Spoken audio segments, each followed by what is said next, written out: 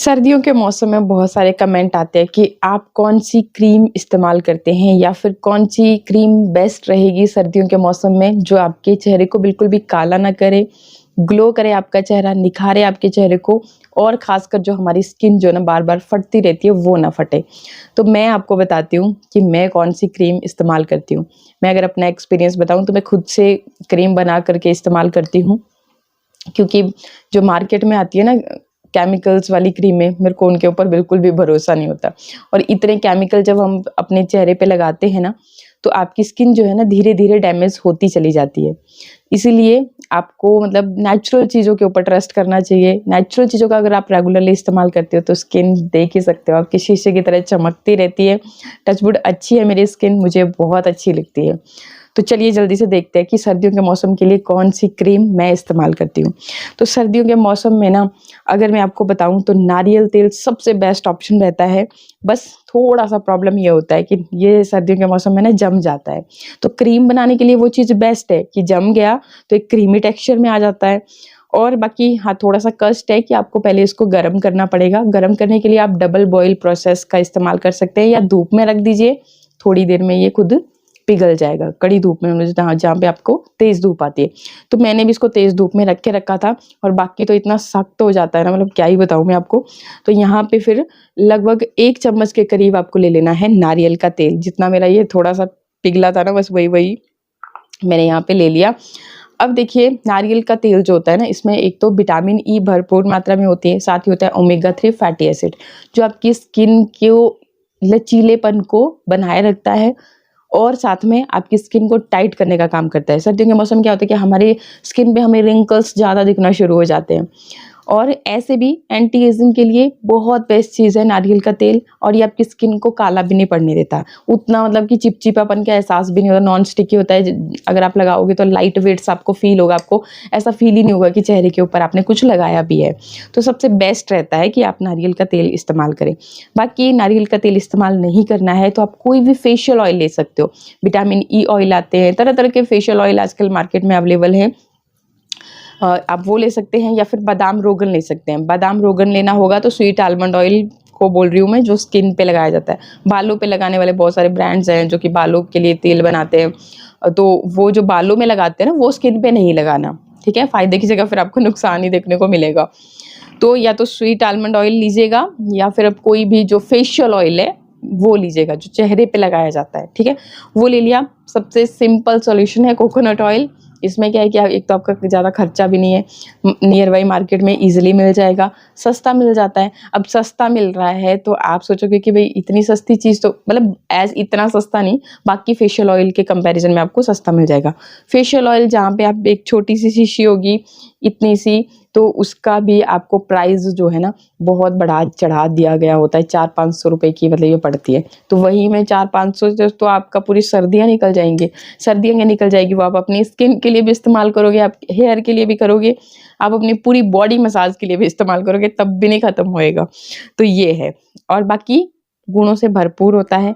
अब देखो ना, हमारी एक दिक्कत होती है कि हम लोग क्या करते हैं कि कोई चीज़ सस्ती अगर है ना, तो हम सोचते हैं कि इसमें तो असर ही नहीं होगा। कोई भी चीज़ लेके आओ चाहे मार्केट में आप, तो हमें ऐसा लगता है। लेकिन वहीं पे अगर उसपे बढ़िया-सा एक ब्रांड का टैग लग गया, कोई शोरूम में चीज़ दिख गई, तो फिर आप चाहे से होगी वही, लेकिन वहाँ पे हम प्राइस ज़्यादा चुका कर के हमें लगेगा कि नहीं ये बेस्ट है। तो ऐसा नहीं होता। भाई बेस्ट होती सारी चीज़ें बेस्ट होती हैं, लेकिन हमें यूज़ करना है तरीके से। तो ये ले लिया आपने। अब सेकंड जो चीज़ इसमें आपने ऐड करनी है, वो आपने ऐड करनी है एलोवेरा। अब एलोवेरा ही क्यों? देखो, एक तो ये बिल्कुल एकदम ठोस सा बन जाएगा ना, मैं आपको बताती हूँ। अभी तक जो मैंने लिया था ना नारियल का तेल, सख्त हो गया होगा। ये देखिए जो पिघला था और यहाँ पे आप देखोगे कि बहुत मतलब ये सख्त हो जाता है सर्दियों के मौसम में। निकालना हमारे यहाँ पे तो इतनी ठंडी होती है कि इसको निकालना भी फिर फिंगर की मदद से निकालना भी थोड़ा-सा मुश्किल हो जाता है। तो जब इसमें एलोवेरा मिक्स हो जाएगा तो इसकी कंसिस्टेंसी जो है ना थोड़ी-सी मतलब आपके यूज़ करने लायक हो जाएगा। ये बिल्कुल उतना सख्त नहीं रह जाएगा। ईज़िली आप इसको यूज़ कर पाओगे। एक तो वो रीज़न हो गया। सेकंड कि एलोवेरा क्या है कि एक क्रीमी टेक्सचर में इसको लेकर के आएगा और आपको यूज़ करने में भी कंफर्टेबल होगा। और एलोवेरा के जो स्किन के लिए बेनिफिट है ना, बहुत सारे बेनिफिट है एलोवेरा के आपकी स्किन के लिए। गूगल करना, बहुत डिटेल में मैं यहाँ पे नहीं जाऊँगी। तो यहाँ पे फिर आपने ले लेना है एलोवेरा। अभी कितना लेना है, 1 चम्मच अगर आपने नारियल तेल का लिया है तो 2 चम्मच आपने इसमें एलोवेरा के ऐड कर लेने हैं, ठीक है। एलोवेरा के 2 चम्मच ऐड कर लिए। अब देखिए आपने इसमें एक्स्ट्रा क्या करना है कि एक विटामिन ई ऑयल ऐड करना है। जो आपके फेस पे दाग धब्बे बहुत होते हैं, डार्क सर्कल बहुत होते हैं, तो उस चीज़ के लिए, स्किन को निखारने के लिए विटामिन ई ऑयल बहुत ही बेस्ट चीज़ है, ठीक है। तो ये आपको लेना है और ये आप अपनी कन्वीनिएंट के हिसाब से यूज़ कर सकते हैं। मतलब अगर आपके फेस पे बहुत ज़्यादा, जैसे कुछ लोगों को झाइयाँ हो जाती है पूरे फेस पे, यहाँ पे पूरे फेस पे, मतलब एकदम बिल्कुल काला सा पड़ जाता है। एक्चुअल में स्किन नहीं होती है वो, झाइयों की वजह से। तो आप यहाँ पे 2 से 3 कैप्सूल भी ले सकते हैं। तो मैं यहाँ पे 1 की कैप्सूल ऐड कर रही हूँ उसमें। देख ही सकते हो आपकी स्किन टचवुड साफ है। तो आप अपनी, तभी मैंने बोला कि सहूलियत के हिसाब से, और ये आपको नियर बाई मेडिकल स्टोर में बहुत ही ईजिली मिल जाते हैं।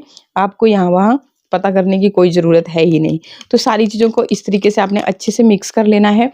अब देखिए इसमें आपने और क्या ऐड करना है, इसमें आपने ना चुटकी भर हल्दी भी ऐड कर लेनी है। हल्दी क्यों? गर्म सर्दियों के मौसम में क्या होता है कि हमें ना पिंपल्स वगैरह होने लगते हैं। चुटकी भर मतलब बिल्कुल थोड़ी सी आपने लेनी है। और लेनी कौन सी है, या तो आपके घर की शुद्ध हल्दी हो, अम्बा हल्दी हो, कस्तूरी हल्दी हो, वो आप लीजिएगा। जो आप दुकानों से मतलब घर के लिए खाने में जो इस्तेमाल होती है ना हल्दी, उसमें क्या होता है कि कई बारी फूड कलर एडेड रहते हैं, उस वजह से एक तो आपके चेहरे को पीला पीला कर देगी, और सेकंड की कुछ लोगों की स्किन बहुत ज़्यादा सेंसिटिव होती है, तो उनको रैशेस हो सकते हैं, रेडनेस हो सकती है। तो इसलिए मतलब मैं मना करती हूँ आपको कि आपको शुद्ध हल्दी का इस्तेमाल करना है। कस्तूरी हल्दी, अम्बा हल्दी या घर की जो शुद्ध हल्दी होती है उसे आप इस्तेमाल करेंगे तो आपको इस तरह के नुकसान देखने को नहीं मिलेंगे। तो सारी चीज़ों को अच्छे से आपने इसमें मिक्स कर लेना है, और कुछ इस तरह से, मतलब आपकी जो क्रीम है वो येलो से कलर की, बहुत ज़्यादा नहीं, देख ही सकते हो आप, बिल्कुल लाइट सा येलो कलर आया है। तो मैं बता रही थी आपको कि पिंपल्स हो जाते हैं सर्दियों के मौसम में, और जैसे हम क्या करते हैं कि गरम चीज़ें, गरम तासीर की चीज़ें खाते हैं, ऑयली चीज़ें भी खा लेते हैं, घी खाते हैं खूब सारा, क्योंकि सर्दियों में सारी चीज़ें, मतलब खाने के मामले में सर्दियों का मौसम सबसे बेस्ट है। इसीलिए फिर क्या होता है कि हम पानी प्रॉपर्ली नहीं पीते हैं, आपकी स्किन जो है ना हाइड्रेट नहीं रहती, फिर उसी वजह से फिर पिंपल आ जाते हैं, क्योंकि हमें प्यास नहीं लगती इसलिए हम पानी कम पीते हैं। तो ये रीज़न होता है पिंपल्स आने का। तो ये हल्दी जो है ना आपके पिंपल्स को क्योर करने का काम करेगी। बाकी हल्दी ऐड कर ली तो पिंपल्स नहीं होंगे, ऐसा नहीं है। आपको पानी अच्छी क्वांटिटी में पीना चाहिए। सर्दियों में प्यास नहीं लगती, लेकिन फिर भी आपको ध्यान रखना चाहिए कि हमने 3 से 4 लीटर दिन का पानी पीना है, तो पीना ही है, ठीक है। तो इस चीज़ का आप खास ख्याल रखें, क्योंकि अगर आप सिर्फ बाहर से लिपापोती करेंगे तो उससे ही रिजल्ट आएंगे, ऐसा नहीं है। हमें खान पान में भी खास ख्याल रखना होता है, तभी आपको बेस्ट रिजल्ट मिलते हैं। और फिर आपने इन सारी चीज़ों को कर लेना है अच्छी तरह से मिक्स, और इसमें आपने थोड़ी सी ऐड कर लेनी है ग्लिसरीन। ग्लिसरीन में हीलिंग प्रॉपर्टीज होती है, तो आपकी स्किन को ये एकदम सॉफ्ट बनाए रखेगी। छाले हो जाते हैं तो डॉक्टर हमें ग्लिसरीन लगाने को बोलते हैं, ग्लिसरीन लगाते ही आपके छाले एकदम से ठीक हो जाते हैं। तो इसी तरह से आपकी क्रीम में भी काम करेगा। और अब देखिए इस तरीके की आपकी बहुत ही अच्छी सी क्रीम जो है बन के रेडी हो जाती है। तो इसको आपने स्टोर करना है किसी भी कांच के जार में, या फिर क्रीम की जो आपकी डिबिया है उसमें आप स्टोर कर सकते हैं। और इसको आप अपनी बेड के पास भी रख सकते हो, जहाँ पे मेकअप करते हो वहाँ पे भी रख सकते हो।